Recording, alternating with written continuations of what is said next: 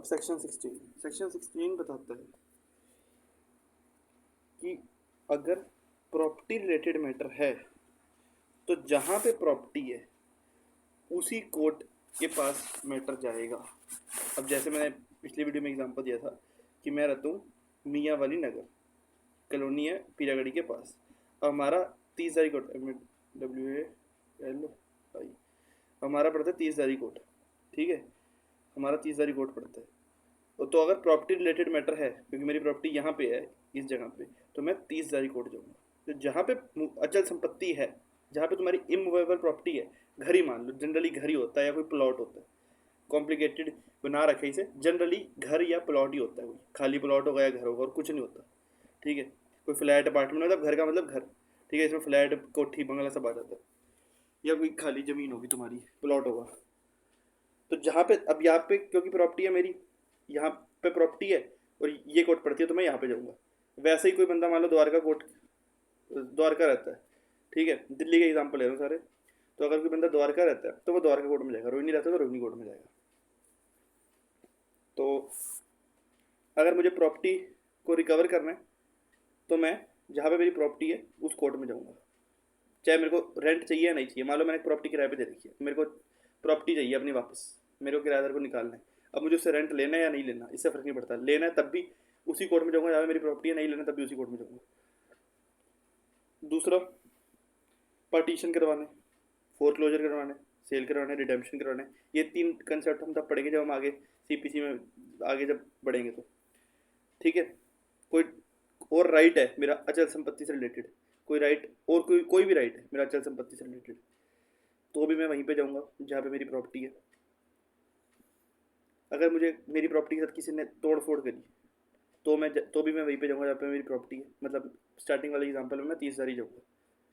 For the recovery of movable property actually under distraint और attachment, इसका बताया तो मतलब ये एक्सेप्शन सी लगती है पर एक्सेप्शन है नहीं। अगर देखा जाए आपकी कोई अचल मूवेबल प्रॉपर्टी, मान लो आपकी गाड़ी है, गाड़ी कैसे बनती है, ये पहिए, ये पहिए, ये आपकी गाड़ी है, ठीक है, ये इसकी खिड़की, ये इसकी लाइट, ये आपकी गाड़ी है, ठीक है। ये गाड़ी आपकी पुलिस जब्त कर लेती है। अब क्योंकि पुलिस ने जब्त कर ली तो आप उसे हिला तो सकते नहीं हो, तो वो अचल संपत्ति बन जाएगी ना, इमूवेबल प्रॉपर्टी। वो एक तरीके की आपका घर बन गया, ठीक है, अचल संपत्ति बन गई, वो हिल नहीं सकती ना, कि वो घर भी नहीं हिल सकता, वो आपकी गाड़ी भी नहीं हिल सकती, तो वो अचल संपत्ति बन गई, इमूवेबल प्रॉपर्टी बन गई। तो अगर आपकी मूवेबल प्रॉपर्टी एक्चुअली अंडर डिस्ट्रेंट या अटैचमेंट, कोर्ट पुलिस ने अपने पास मान लो रख ली, जब्त कर ली, तो भी आप मान लो अब यहाँ पे मियाँ नगर में एक थाना है, अब पुलिस अगर यहाँ पे मेरी गाड़ी जब्त कर लेती है तो मैं 30 कोर्ट में जाऊँगा, ठीक है। Shall be instituted in the court within which the local limits of whose jurisdiction the property situated, ठीक है। प्रोवाइजो इंपॉर्टेंट है।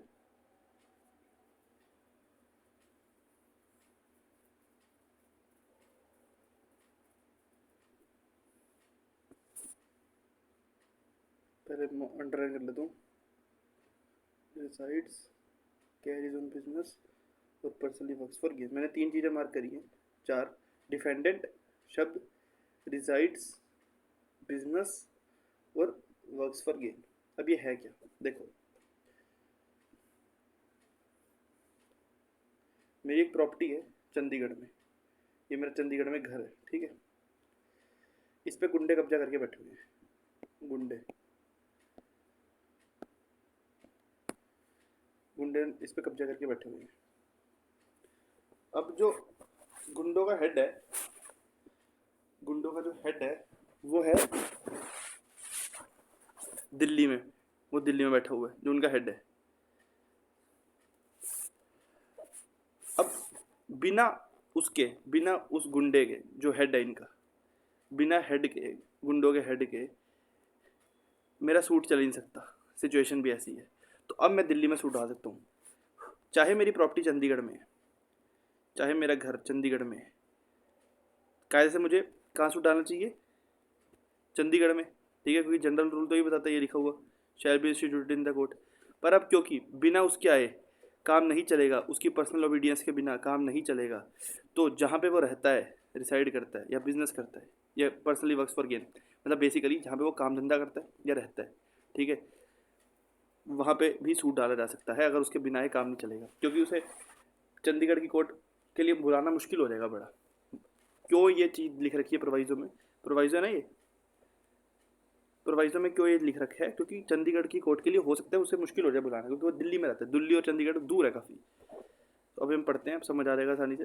Provided that a suit to obtain relief respecting or compensation for wrong to immovable property, मतलब basically घर से related, property से related कोई dispute है, suit डालना है मुझे, civil suit, held by or on behalf of defendant, गुंडे, हेल्ड बाय या फिर ऑन बिहाफ ऑफ डिफेंडेंट, गुंडे, गुंडों ने उसके बिहाफ पे रख रखा है, प्रॉपर्टी को कब्जा कर रखा है, where the relief sought can be entirely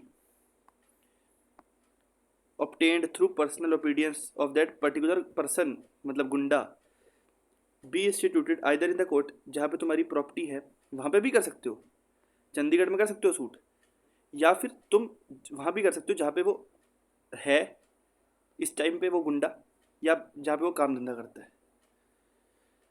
यहाँ पे एक्सप्लेनेशन बताती है कि इस सेक्शन में प्रॉपर्टी का मतलब है प्रॉपर्टी सिचुएटेड इन इंडिया।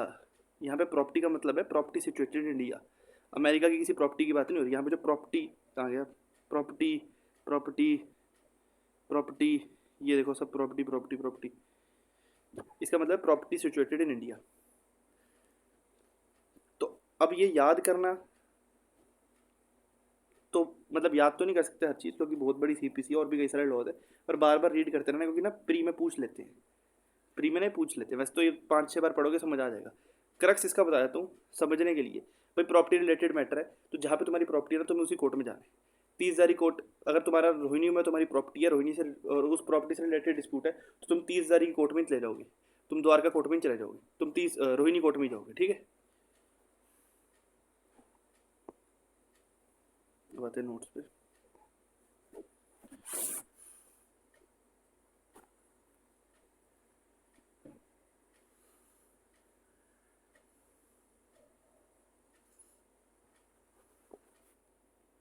अब स्टार्टिंग में तो सर ने इमूवेबल प्रॉपर्टी पे, क्योंकि सेक्शन 16 इमूवेबल प्रॉपर्टी की बात करते हैं, 16, 17, 18, तो पहले तो सर ने बता रखा है कि इमूवेबल प्रॉपर्टी का मतलब क्या होता है। तो सीपीसी में तो डिफाइन नहीं कर रखा इमूवेबल प्रॉपर्टी का क्या मतलब होता है, ठीक है। सेक्शन 2 क्लॉज 13 ऑफ सीपीसी बताता है कि भाई ग्रोइंग क्रॉप्स जो है वो मूवेबल प्रॉपर्टी है, बस इतना बता रखा है कि जो ग्रोइंग क्रॉप्स है ना वो मूवेबल प्रॉपर्टी है, पर आईपीसी कहता है कि ये मूवेबल है। अच्छा, अब section 3 clause 36 of general clauses act define करता है what is immovable property. TPA भी डिफाइन करता है इमूवेबल प्रॉपर्टी को। 2 क्लॉज 6 ऑफ रजिस्ट्रेशन एक्ट भी डिफाइन करता है मूवेबल प्रॉपर्टी को, सॉरी इमूवेबल प्रॉपर्टी को। तो ये 3 हमारे पास लेजिस्लेशन है जो आईएमपी को, इमूवेबल प्रॉपर्टी को डिफाइन करते हैं। पर एक रूल है जो जिंदगी भर याद रखना, the definition of one law can not be made applicable to another law. भाई हम टीपीए की डेफिनेशन को, टीपीए की जो इमूवेबल प्रॉपर्टी की डेफिनेशन है उसे हम सीपीसी में अप्लाई नहीं कर सकते एज अ जनरल रूल। हाँ, जर्नल क्लॉजेज एक्ट की डेफिनेशन को अप्लाई कर सकते हो, कि ये तो एक्ट ही इसलिए बना है ना, ये तो एक्ट बनाया है ताकि डेफिनेशन प्रोवाइड कर सके, तो इसकी अलग बात है, इसकी डेफिनेशन हर जगह अप्लाई होती है। और जो उस एक्ट में डेफिनेशन दे रखी है, जैसे सीपीसी की जो सीपीसी में जो डेफिनेशन वाला सेक्शन है उसकी डेफिनेशन तो ऑब्वियसली सीपीसी में अप्लाई होंगी, सिंपल सी बात है, और जनरल क्लॉजेज एक्ट की। पर टीपीए की डेफिनेशन सीपीसी में अप्लाई नहीं हो सकती, ये जनरल रूल है।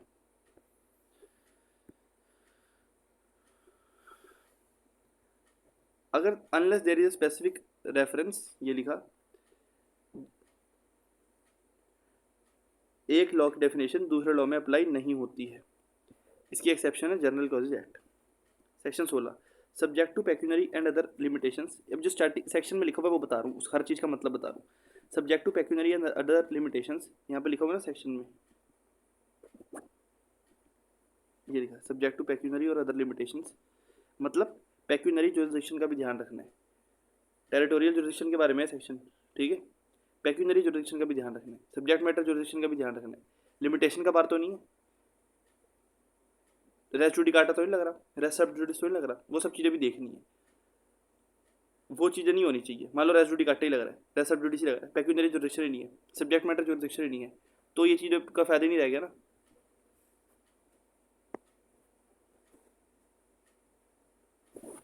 Subject to pecuniary and other limitation prescribed by any law, मतलब पहले डिटरमाइन करोगे कि भाई उसकी पेक्यूनरी जुरिडिक्शन है, कोई और लिमिटेशन तो नहीं है। फॉर एग्जांपल राम के पास एक लैंड है शालीमार बाग में, ठीक है,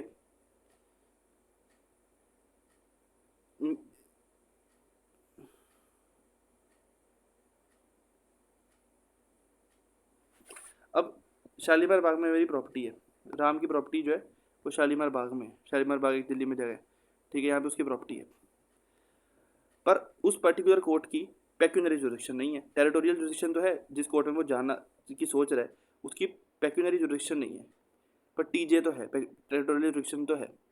अब ये नहीं कह सकता कि भाई सेक्शन 16 बताता है कि जिस कोर्ट के क्या कहते हैं, जिस कोर्ट की टेरिटोरियल जुरिडिक्शन पड़ती है उस कोर्ट में क्या जा सकते हैं। भाई सेक्शन 16 ये भी स्टार्टिंग में बताता है subject to pecuniary and other limitations, pecuniary jurisdiction का भी ध्यान रखना है, बाकी लिमिटेशंस का भी ध्यान रखना है जो भी किसी लॉ ने बताई है, ठीक है। तो अगर उसकी टेरिटोरियल जुरिडिक्शन है उस पर्टिकुलर कोर्ट में जिसमें वो जाना चाह रहा है, पर पेक्यूनरी जुरिडिक्शन नहीं है, तो वो उस कोर्ट में नहीं जा सकता।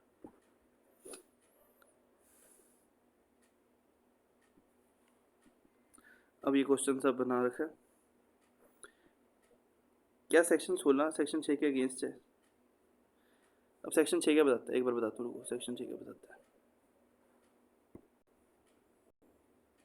सेक्शन 6 बताता है कि भाई कोर्ट की पेक्यूनरी जुरिडिक्शन है तभी सूट फाइल कर सकते हो, नहीं है तो नहीं कर सकते फाइल। और सेक्शन 15 फिर ये भी बताता है कि भाई लोएस्ट ग्रेड कोर्ट में जाना होता है, तो मतलब पेक्यूनरी जुरिडिक्शन का ध्यान रख के लोएस्ट ग्रेड कोर्ट में जाना होता है, ये टोटल बात है, ठीक है। अब सवाल यहाँ पे ये है कि क्या सेक्शन 6 और 16 एक दूसरे के अगेंस्ट है। तो section 16 brings harmony between section 6 and 16। Section 6 will override section 16।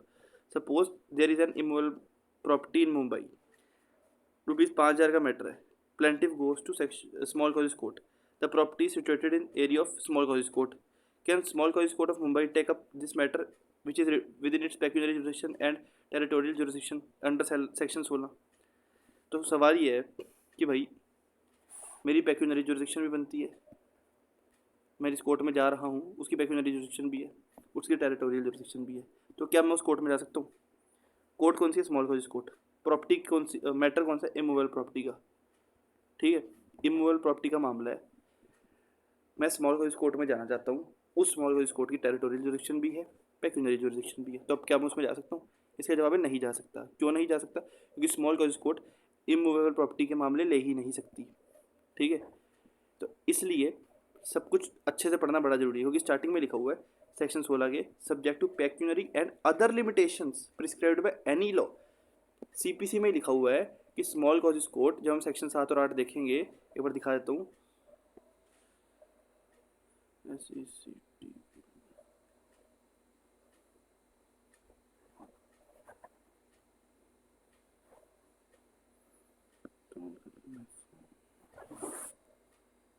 ये पता नहीं क्या आ जाता है, अमेंडमेंट खुल गई है।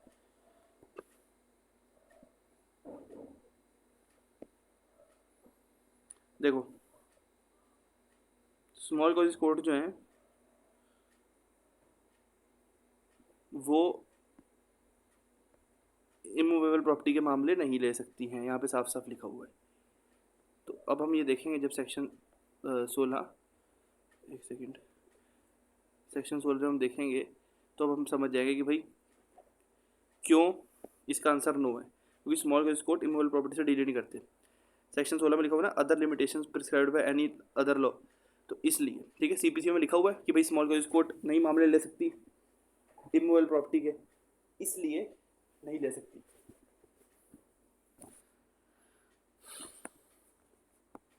सूट वहीं डाला जाएगा जहाँ पे A to F में जिसके टेरिटोरियल जुरिडिक्शन है, मतलब जो अभी मैंने सेक्शन पढ़ाया था ना उसकी बात हो रही है, ठीक है। Suppose my property is in Amritsar, can high court take this matter. अब हाई कोर्ट अमृतसर में नहीं है, बड़ा रेलिवेंट सवाल है कि हाई कोर्ट तो भाई अमृतसर में नहीं है, तो हाई कोर्ट और मेरा मैटर हाई कोर्ट में, और हाई कोर्ट के पास ओरिजिनल सिविल जुरिडिक्शन है, तुम सीधा हाई कोर्ट में भी जा सकते हो केस लेके सीधा, ठीक है। तो इसका जवाब है हाँ, high court can take this matter. मामला 1000 करोड़ का है एंड सेक्शन 16 में शेल लिखा है, that is why section 120 is there, चाहे वो immobility is not the area of high court security. अब इसका जवाब थोड़ा कॉम्प्लिकेटेड सा करके लिखवा रखा है इसका जवाब यही है कि भाई हाई कोर्ट की जुरिडिक्शन पूरी स्टेट में होती है, चाहे हाई कोर्ट अमृतसर में नहीं है, पर हाई कोर्ट की जुरिडिक्शन पूरी स्टेट में होती है। तो अगर वो मैटर हाई कोर्ट में जाना बनता है, अगर वो मैटर हाई कोर्ट में जा सकता है एज पर लॉ, तो तुम हाई कोर्ट में उसे लेके जा सकते हो। अब तुम उस टाइम सेक्शन 16 को बीच में नहीं लाओगे, मतलब एक बार बता देता हूँ फिर से।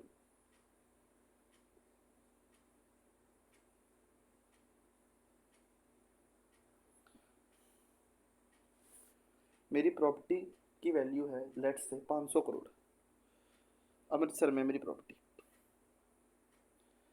हाई कोर्ट के पास ओरिजिनल सिविल जुरिडिक्शन होती है। एज पर लॉ मुझे इस प्रॉपर्टी का डिस्प्यूट लेके हाई कोर्ट में ही जाना चाहिए, एज पर लॉ जाना ही हाई कोर्ट में चाहिए, पर हाई प्रॉपर्टी मेरी अमृतसर में है। तो इस सेक्शन के हिसाब से अगर हम इस सेक्शन को बिल्कुल आइसोलेशन में पढ़े तो इस सेक्शन के हिसाब से तो मैं हाई कोर्ट जा ही सकता, क्योंकि मेरे को जहाँ पे प्रॉपर्टी है वहीं पे जाना है, ठीक है, और उसी कोर्ट में जाना है, और प्रॉपर्टी मेरी अमृतसर में है, और हाई कोर्ट पंजाब का हाई कोर्ट अमृतसर में है नहीं, पर हाई कोर्ट की जुरिडिक्शन पूरे स्टेट में होती है, इसलिए मैं हाई कोर्ट जा सकता हूँ।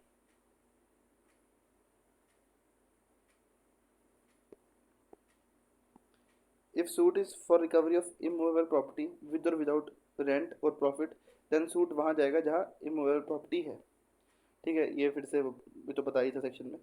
Wear suit is for possession of immovable property put up, मतलब अगर मुझे कब्जा चाहिए अपनी घर का तो मैं कहाँ पर सूट डालूंगा। सेक्शन 16 बताता है जहाँ पे प्रॉपर्टी है मेरी, जहाँ पे मेरी प्रॉपर्टी है उस कोर्ट में डालूंगा सूट। अगर पार्टीशन है, मेरे को मान लो मेरे 4 भाई हैं, मेरे को पार्टीशन चाहिए, मैं चाहता हूँ मेरा हिस्सा मुझे दे दिया जाए, तो जहाँ पे प्रॉपर्टी है वही वाली बात। For the partition of immovable property, partition of property Hindu law में होता है, पार्टनरशिप में भी होता है पार्टीशन का सूट। तो जहाँ पे प्रॉपर्टी है वहाँ पे तुम सूट फाइल करोगे। दिल्ली रोहिणी में मेरी प्रॉपर्टी तो मैं रोहिणी कोर्ट में जाऊँगा, द्वारका में तो द्वारका कोर्ट जाऊँगा।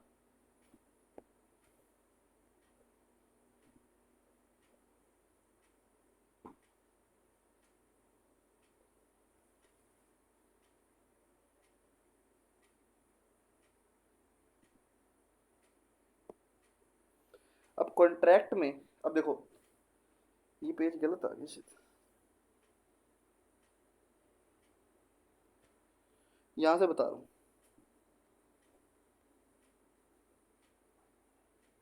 अब ये बता रहा हूँ, ठीक है, क्लॉज सी, सेल फोरक्लोजर और रिडेम्पशन का सूट है अगर, तो भी जहाँ पे प्रॉपर्टी है वहीं पे डालना है सूट। सेल मतलब बेचना, फोरक्लोजर का मतलब बता दूँ,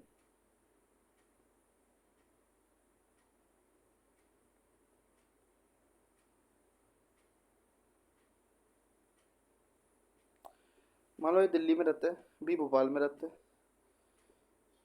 ए बी को अपनी प्रॉपर्टी देता है, गिरवी रख देता है, बी से उधार लेता है वो, ठीक है, और अपनी प्रॉपर्टी गिरवी रख देता है।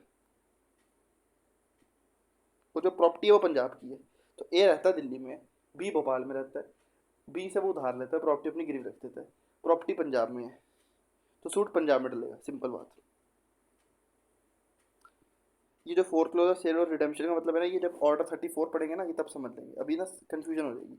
तो बस इतना सा मतलब वर्ड वर्ड याद कर लो कि अगर सेल फोर क्लोजर या रिडेम्पशन का सूट है तो जहाँ पे प्रॉपर्टी है वहाँ पे सूट डलता है। इसके लिए हम ऑर्डर 34 पढ़ेंगे, वो इसी की बात ही करता है सिर्फ।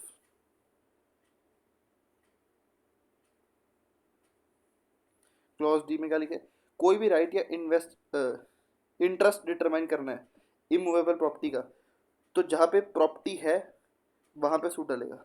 मान लो सिंपल है कि भाई कोई भी प्रॉपर्टी से रिलेटेड कोई भी मामला है ना, तो जहाँ पे प्रॉपर्टी वहाँ पे डलता है suit. Clause E, for compensation for wrong to immovable property, मेरी प्रॉपर्टी में किसी ने तोड़ फोड़ कर दी, तो जहाँ पे मेरी प्रॉपर्टी है वहाँ पे सूट डलेगा। एफ मूवेबल फॉलो द, अच्छा एफ में मैंने बताया था ना कि भाई, एफ में लिखा था ना, ये बताया था मैंने डिटेल में,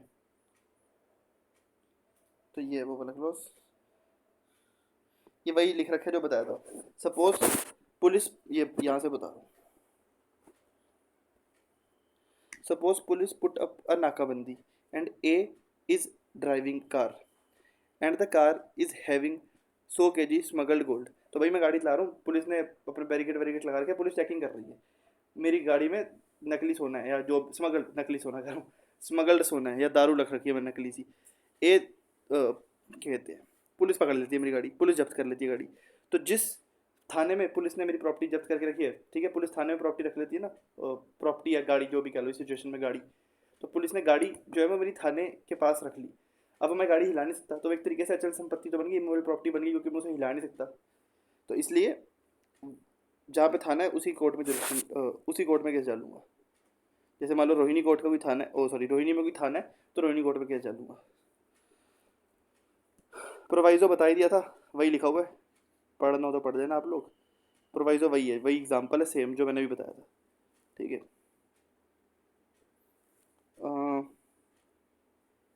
अब जो प्रोवाइजो है, ये वाला जो प्रोवाइजो है जो मैंने बताया था एग्जाम्पल से, जो प्रोवाइजो है ये क्यों लिख रखा है, क्यों क्यों पर्पस क्या है इसका, देखो। This proviso is based on the principle equity acts in personam. The provision to section 16 is based on the above maxim recognized by chancery courts in England.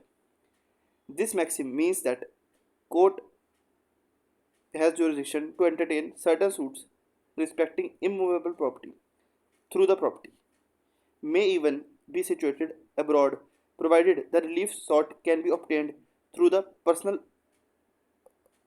opinion of defendant, attendance of defendant मान लो, ठीक है, through the personal attendance of defendant. तो इसमें अभी तक जो मैंने बोला इंग्लिश में, उसका ये मतलब है, आप लोगों को समझ आ ही गया होगा। उसका मतलब ये है कि भाई एज अ जनरल रूल जहाँ पे प्रॉपर्टी है वहीं पे सूट डाला जाता है, पर क्योंकि इक्विटी एक्ट्स इन पर्सोनम कोई सिचुएशन ऐसी हो सकती है कि भाई नहीं पॉसिबल कि उस जगह पे सूट डाला जाए, तो जहाँ पे, और वो सिचुएशन ऐसी होनी चाहिए कि मेरे को डिफेंडेंट को कोर्ट में बुलाना पड़ेगा, उसके बिना काम ही नहीं चल सकता। और क्योंकि वो दूर रहता है, तो वो अगर दूर वाली कोर्ट में केस डालूंगा, जैसे मैंने बताया था वहाँ पे चंडीगढ़ में मेरी प्रॉपर्टी और वो दिल्ली में रहता है, अब मैं अगर चंडीगढ़ में सूट फाइल करूंगा तो संबंध से वो आएगा ही नहीं बंदा। तो इसलिए उस सिचुएशन में, क्योंकि इक्विटी एक्ट्स इन पर्सोनम, इसलिए उस सिचुएशन में मैं दिल्ली में सूट डाल सकता हूँ, प्रोवाइडेड दैट उसकी जरूरत है डिफेंडेंट की। अगर उसकी जरूरत ही नहीं है तो फिर मैं चंडीगढ़ में डालूंगा कोर्ट, सॉरी सूट।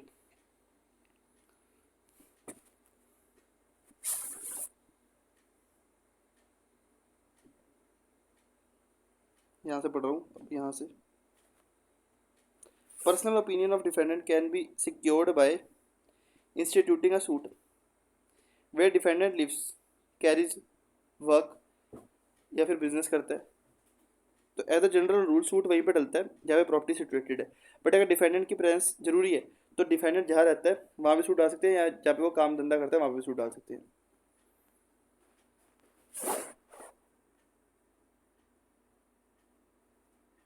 बस यही वाली बात है जो मैंने बता दिया आप लोगों को।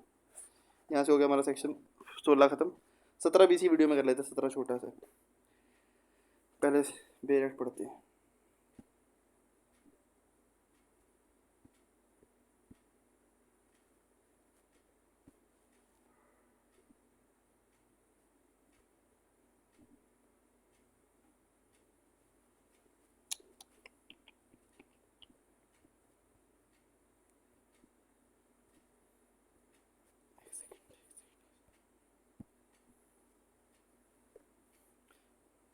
बेरेट का सेक्शन सबसे पीछे वाले उसमें है, बाकी दुनिया भर की चीज़ें सारी आगे लिख रखी हैं, पता नहीं क्या सिस्टम है गूगल का भी।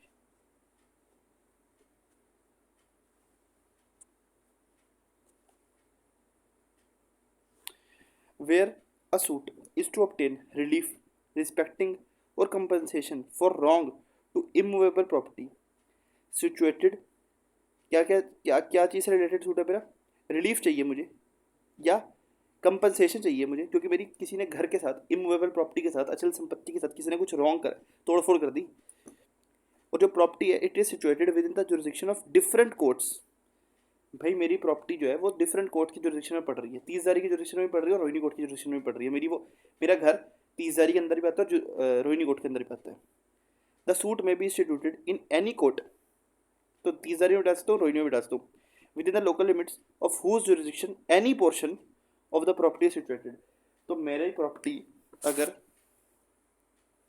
30,000 कोर्ट की जुरिस्डिक्शन में पड़ रही है और रोहिणी कोर्ट की जुरिस्डिक्शन में पड़ रही है, तो मैं इन दोनों में से कहीं पर भी डाल सकता हूँ, provided that in respect of the value of the subject matter of the suit the entire claim is recognized is cognizable by such court। मतलब भाई पेक्यूनरी जुरिस्डिक्शन का फिर भी ध्यान रखना ही है। अगर रोहिणी कोर्ट की पेक्यूनरी जुरिस्डिक्शन नहीं है तो नहीं डाल सकते वहाँ पे, 30,000 की पेक्यूनरी जुरिस्डिक्शन नहीं है तो नहीं डाल सकते, जिसकी पेक्यूनरी जुरिस्डिक्शन है वहीं पे डालोगे, मतलब उसका भी ध्यान रखना है। बाकी सारी जो लिमिटेशंस हैं बाकी जितने भी एक्ट्स में, जितने भी लॉज में जो भी चीज़ लिखी हुई है उनका भी ध्यान देना है। सब पढ़ते हैं यहाँ से नोट से। जब इमूवेबल प्रॉपर्टी से ज़्यादा एक दो से ज़्यादा जुरिडिक्शन में हो, ये लिखा, जब इमूवेबल प्रॉपर्टी दो, ये दो लिखा हुआ है, दो से ज़्यादा जुरिडिक्शन में हो तो किसी भी कोर्ट में सूट फाइल कर सकते हैं, प्रोवाइडेड टोटल लैंड की वैल्यू कोर्ट में, सॉरी टोटल लैंड की वैल्यू कोर्ट की पेक्यूनरी जुरिडिक्शन में होनी चाहिए। सपोज राम के पास 3 प्रॉपर्टी है, 3 डिफरेंट एरियाज में, तो किसी भी एक एरिया में suit can be filed, but उस कोर्ट की पेक्यूनरी जुरिडिक्शन होनी चाहिए। Defendant and cause of action same होना चाहिए 3 प्रॉपर्टीज़ में, ये भी बड़ी इंपॉर्टेंट बात है, बट डिफेंडेंट सेम होना चाहिए। ठीक है, एक सेकेंड, ये जो एग्जांपल है थोड़ा डिफरेंट तरीके के एग्जांपल हो गए, जो मैंने दिया था वो थोड़ा डिफरेंट था। ये वाला भी व्यू पॉइंट देख लो, इस एग्जांपल से मतलब एक डिफरेंट चीज़ पता लग जाएगी। मेरे पास तीन प्रॉप एक सेकंड, मेरे पास 3 प्रॉपर्टी है, मान लो मेरे पास 3 घर है, ठीक है। डिफेंडेंट है एक, डिफेंडेंट का नाम है मान लो ए, पता नहीं क्यों नहीं चल रहा अभी पेन।